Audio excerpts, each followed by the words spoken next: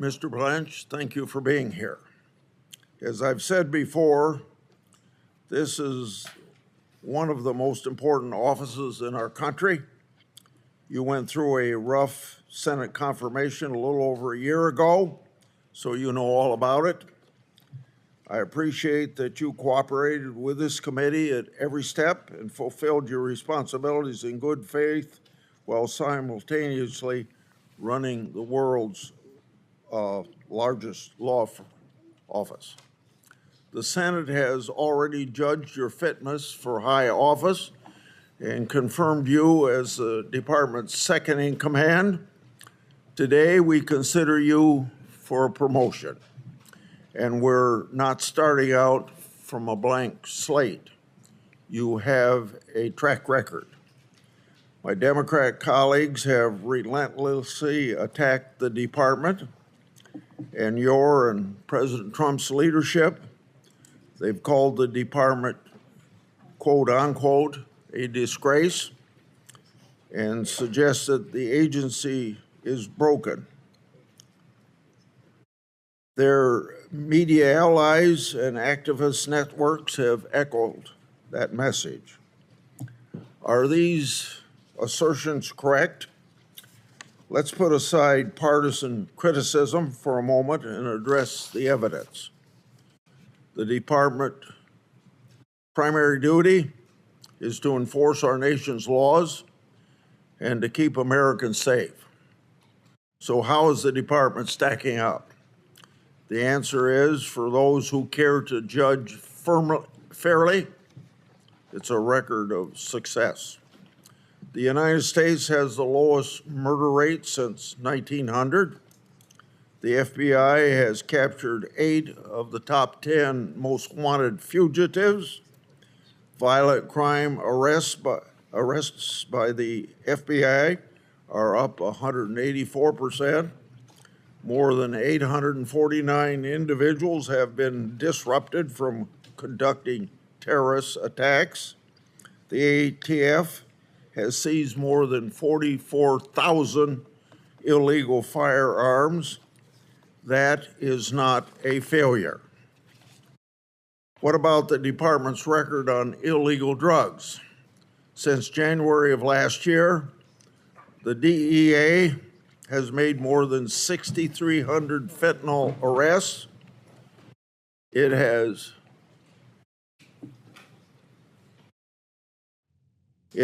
seized more than 5,000 kilograms of fentanyl powder, 55 million fentanyl pills,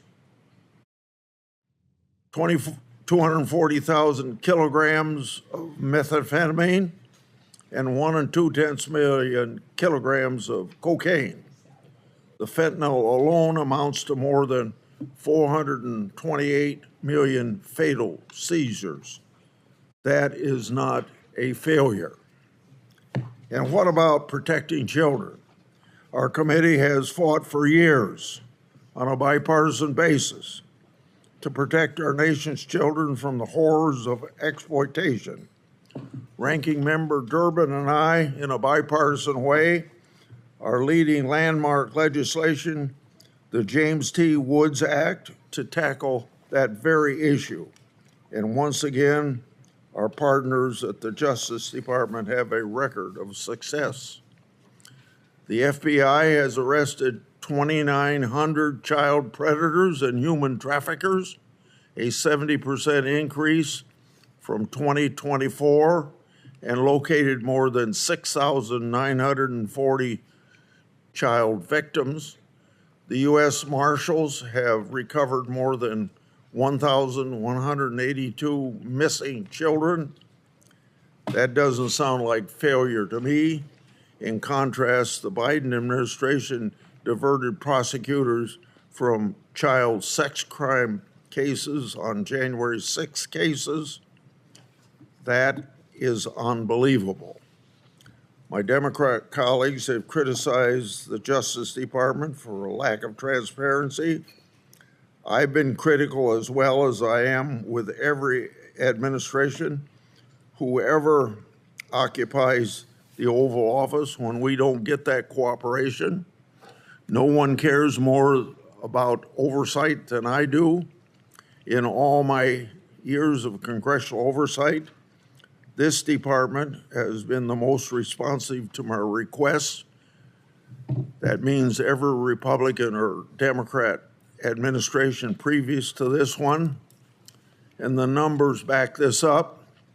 Since January of last year, the department has produced approximately 43,000 pages of records in response to requests from the Senate and the House.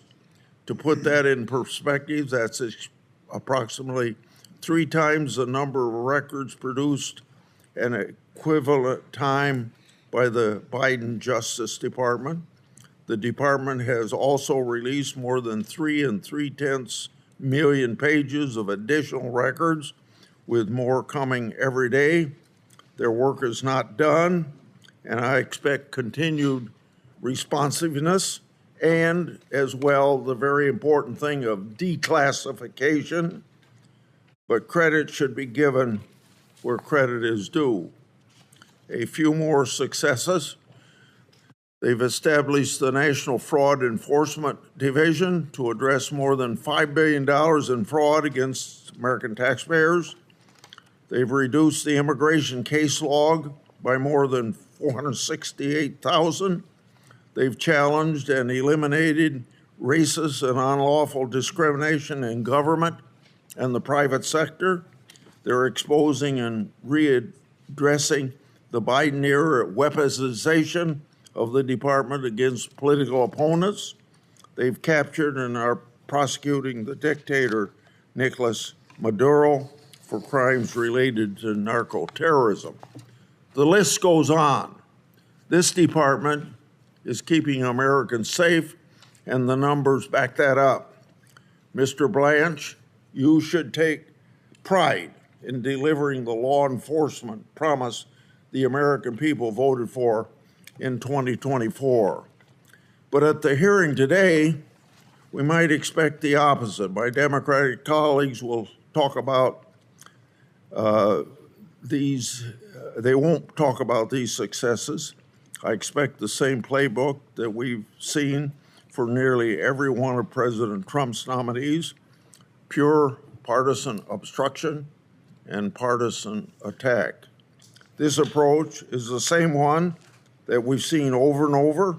In fact, it becomes such a pattern that I'll just quote myself from a speech I delivered almost a year ago regarding another nominee. Last July, I said, quote, "Since the very beginning of this Congress, Democrats have engaged in relentless obstruction campaign for nearly every one of President Trump's nominees. Their playbook has included maximum procedural obstruction, unfair media attacks, repeated attempts to allege misconduct, and demands for delayed consideration, records, and investigations. Like clockwork, just before a hearing or a vote, we get another breathless accusation that one of President Trump's nominees needs to be investigated." End of my quote of last January. So here we are again, just like clockwork. The Democrats and their media allies and activist networks have launched the expected crusade against your nomination. To be clear, there are fair questions for Mr. Blanche. I don't agree with how Mr. Blanche or the Justice Department has handled every matter, and I've demanded answers and will continue to do so. But many of the criticisms aired in recent days just completely missed the mark, and I'll give one example. We've seen a coordinated campaign from former Justice Department employees opposing Mr. Blanche's nomination. My Democratic colleagues in the partisan media have publicized their letter framing the signatories as a group of nonpartisan, quote-unquote, career civil servants. Of course, they fail to mention in that letter was coordinated by the same group that engaged in partisan and misleading campaigns opposing Judge Bovey's nomination. They also don't mention that the letter's signatures include a who's who of partisan activists, including former Chicago Mayor Lori Lightfoot and Jack Smith's partisan prosecutors, J.P. Cooney, Molly Gaston, and David Rhodey. And they certainly don't mention that Mr. Blanche has received letters of support from organizations representing more than 600,000 law enforcement officers, 23 state attorneys general, and scores of former Justice Department officials. So, from my vantage point, if the people who engaged in the worst partisan lawfare this country has ever seen have a problem with Todd Blanche, that's a good thing in my book. As sure as sunrise, today some of my Democrat colleagues will tell us that Mr. Blanche has uniquely terrible nominee. Before they do so, however, I urge them to remember the boy who cried wolf and take a long look in the mirror before lecturing anyone about partisanship at the Justice Department. So I have one more subject. I'd like to discuss developments in my and Senator Johnson's Jack Smith investigation. Smith team subpoenaed the National Archives June 2023. That subpoena sought text messages from cell phones connected to Trump's White House staffers. The date range for the records was October 1, 2020 to January 20th, 2021. The Archives then General Counsel Gary Stern emailed Thomas Wyndham, one of Smith's deputies, on August 21st, 2023 at 12:19 p.m. That email said responsive records were ready. On August 21, the same day, 2023, just 20 seconds later, Wyndham had already downloaded the text, and shortly after that, other DOJ and FBI personnel involved in the case did as well. Whistleblowers told my office that Smith didn't pass these records through a filter team, and you can see in 20 minutes there wasn't time to go to a filter team. That filter team was already in place. The Justice Department has confirmed that fact in a letter to the committee, quote, the special counsel's investigative team apparently bypassed the filter team and directly accessed these text messages, end of quote. The DOJ letter to the committee also said, quote, the special counsel's office had previously been made aware of the risks that records relating to members, meaning members of Congress, communications, could raise constitutional questions and might be privileged under the speech and debate clause, end of quote. That speech and debate clause is a constitutional issue.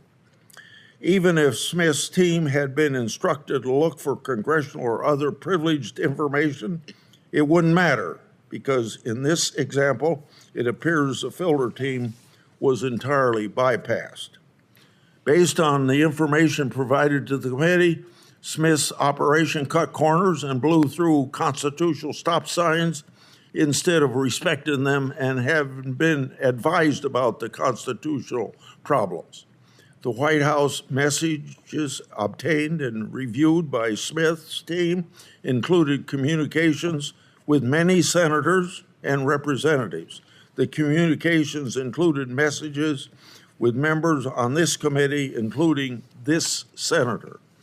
The subject matter of those members' communication included core constitutional responsibilities, such as congressional legislation, resolutions, and investigative work. It also included other information irrelevant to Jack Smith's case against then citizen Trump. Instead of that information being walled off, it was intentionally shared. This is another example how this misguided investigation wasn't normal and demands further investigation. Jack Smith's operation was a runaway political train that improperly obtained congressional information. I've requested Acting Attorney General Blanche to allow members to review these records. Senator Durbin. Grassley just laid it out straight, no spin. Under this Justice Department, America's seeing the lowest murder rate since 1900. FBI grabbing 8 of the top 10 most wanted. Violent crime arrests up 184%. That's real results, not empty talk. They've slammed the door on fentanyl, over 6,300 arrests, thousands of kilos seized, enough pills to wipe out millions. Meth, coke, the works. Kids are safer too. Nearly 3,000 child predators and traffickers taken down, a 70% jump, and thousands of missing kids found. This is what law and order looks like when the adults are back in charge. Grassley didn't hold back on the contrast either. Remember how the last crowd pulled prosecutors off child sex cases to chase January 6th? Unbelievable priorities. And transparency? This team's handed over 3 times the records the Biden crew did. They're declassifying, exposing the old weapons of lawfare against political opponents. Then there's the Jack Smith saga. Subpoenaed White House texts, including senators on the committee. Bypassed the filter team entirely. Ignored constitutional red flags like the speech and debate clause. Straight into congressional communications on legislation and investigations. Classic overreach from a runaway probe. Democrats will cry wolf again today, but Grassley called the pattern perfectly. Partisan attacks on every Trump pick, while the numbers show Americans are safer. Todd Blanche has a solid track record already. This hearing isn't starting from zero. It's about doubling down on what works, enforcing the law, protecting kids, and keeping politics out of the DOJ. About time.